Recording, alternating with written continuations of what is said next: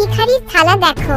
রুবেল ছোট্ট ছেলে, স্কুলে দুপুরে সবাই টিফিন খায়, কিন্তু রুবেল শুধু চুপচাপ পানি খেয়ে বসে থাকে।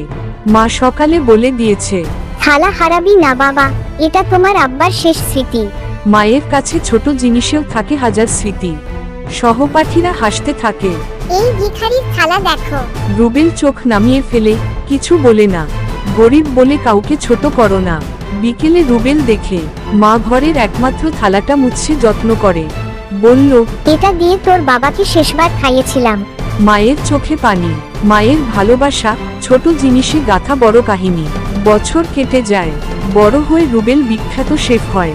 নিজের রেস্টুরেন্ট ওপেনিংয়ে মাকে পাশে দাঁড় করিয়ে বলল, মা, আজ তোমার সেই পুরনো থালা থেকে আমি শুরু করেছিলাম। স্বপ্নের শুরু হয় মায়ের হাতে।